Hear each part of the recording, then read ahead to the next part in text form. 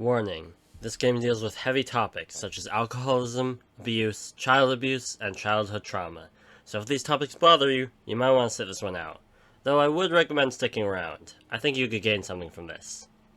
Oh, and also spoilers. Among the Sleep is a first-person survival horror game. The game was funded by a Kickstarter campaign where it raised $250,000. It was then released on PC in 2014, followed by ports to several consoles. So my goal today is to play through this horrifying entry and tell you, what's the deal with it? The game opens with the birthday of the unnamed player character. The Wikipedia page claims that the character's name is David, but I couldn't find any mention of that elsewhere, and there's imagery in the game that implies that the character is a girl. Either way, this is the point at which I got pretty excited about this game. Showing a story from the perspective of a child has always been a fascinating concept to me. This is because children see the world through a very different lens from you and me. Many points in the game exemplify this, and I will point them out as I go, but I just wanted to mention it for now since it's a very compelling concept that I think is underused. Anyway, someone comes to the door and your mom leaves to answer it. When she answers the door, she raises her voice and doesn't seem to be very happy. This shows a game mechanic: fear. Fear is demonstrated by your vision blurring and getting distorted. It's mostly to tell you if monsters are nearby, but it can also serve story purposes, like this. Anyway, your mom comes back and picks you up and brings you to your room. She's about to give you a present from whoever was at the door when... Okay, sweetie. She sets you down in a playpen and the game lets you take control from here. The controls are pretty simple. You can walk, crawl, or run to move. Walking is the slowest option, but by far the most stable. Crawling is a bit faster. Still, it puts you in a lower position and gives you a feeling of vulnerability, especially when everything already towers above you as is. And running is the fastest. But if you run for too long, you'll fall over, since you haven't quite fully developed that skill yet. You can also pick up, move, and throw items, which are mostly for the simple puzzles throughout the game. And when I say simple, I mean it. This is a horror game, not Zack and Wiki. It's just stuff like, put together this 6-piece puzzle, or put the key in the lock. Anyway, the first challenge is to make it out of the pen and to the present. Once making it to the present, you realize that it's empty. But what's that in your toy chest? It's Teddy! Teddy was the present and is a sentient teddy bear. Teddy wants to play a game of hide and seek and tells you to close your eyes. This is another point at which I want to applaud the genuine genius of this game. Why? Because closing your eyes is the pause button. This is a great tongue-in-cheek reference to object permanence and how a small child might think, if I can't see it, it's not happening. It's also just fun when the game incorporates a feature like the pause button as a game mechanic. Anyway, you pause the game and then unpause it, and need to find the toy elephant that Teddy hid. From here, Teddy takes a look around the room, focusing on a music box, a storybook, and a train set. After that, Teddy tells you to pick him up. From here on out, Teddy's your companion for the rest of the game, helping you through various challenges. His main ability is demonstrated when he tells you to go into your closet. Turns out you have one of them standard issue Narnia closets because the inside is deceptively large. Once inside, Teddy tells you to hug him. Doing so provides a light source similar to a flashlight. Moving your way through the closet is unnerving as a trench coat looks like a massive figure looming over you. Once you make it out of the closet, your mom makes it back and puts you to bed. During the night, you are woken up by an unseen force, taking Teddy away and knocking the crib over. Your goal now is to find Teddy and hopefully not encounter whatever it is that took him. At this point, the game tells you that you can peek around corners, but honestly, I couldn't find a single time when this would be useful throughout the entire game, so I'm not quite sure why they include this feature. You eventually find Teddy trapped in the washing machine, as one might. Once you free him, he says that something's wrong and you must find your mom. You make your way down to your mom's room, and once you do...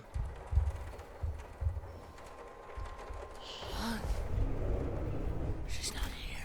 Well, that's not good. After making your way out of the room, you are confronted by the creature that's been terrifying you so far, before it quickly disappears. You then notice a cubbyhole that was previously hidden. Going down the hole leads you to your mother. Or at least a memory of her. You take the necklace from her and continue to the slide that honestly looks way too much like a tuba. At the bottom of the slide, you come across a playhouse. This area acts as a sort of hub. After completing each mission and successfully finding the memory in each area, you are brought back here to deposit the memory. There are 4 memories you need to collect to find your mom, and each is correlated with a location. After depositing the necklace memory, you and Teddy each push a button allowing you to progress to the next area.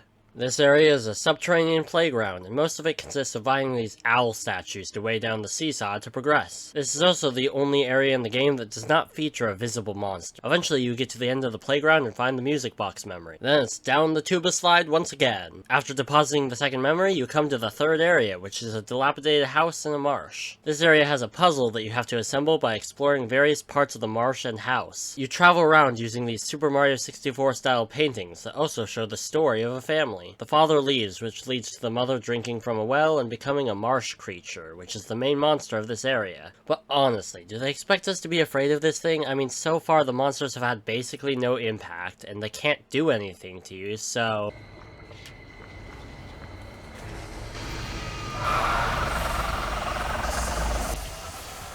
Nope, nope, nope, nope, nope. So yeah, you have to actually avoid this monster. And if she finds you, well, you better hide quickly. Once you manage to get all 3 puzzle pieces, you can collect the storybook memory and continue down the tuba slide once more. Once you deposit the storybook, it's on to the final memory. This area may seem familiar if you remember the closet from the beginning of the game. This area is a closet too, it's just way bigger. The general idea of this area is to extend this bridge block thing all the way to the end of the level so you can use it to cross a chasm and get the key to the final area. It's not too difficult to get the bridge to the end, just a few small hurdles to cross. But then you have to sneak past the final monster. The trenchcoat monster is attracted to sound, so as long as you're quiet, it shouldn't be too... Oh, for the love of... Yeah, so you have to make it past this extended hall of stacked bottles. If you knock one over, you only have a couple of seconds to hide. They also put the bottles in some pretty inconvenient places, like right behind doors. Once you get past this corridor, you can get the key, unlock the door, and make your way to the final memory, the elephant. Quick side note, the train was also pointed out at the beginning of the game, but it's not brought up again like the other items. Just thought that was a little weird. Anyway, after collecting the final memory, you make your way back to the tuba slide to find your mom before...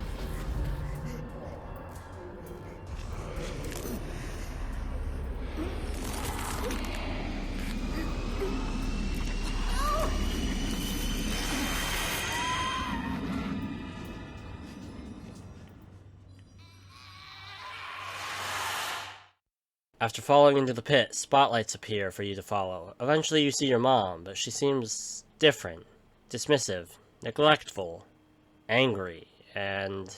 I said, not now. It's at this point it hits you. Your character's mom is not the happy person that was shown in the intro. The sequence ends with the monsters all running at you before disappearing, further connecting them to your mother before...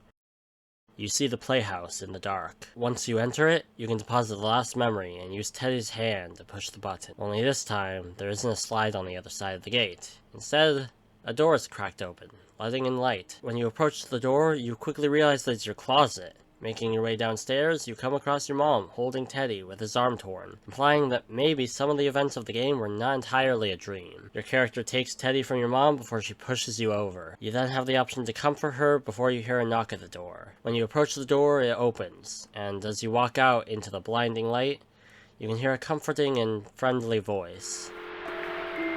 Hi there, little one. Come here. Did you like your gift? What happened to his arm? Don't worry, we'll fix him up.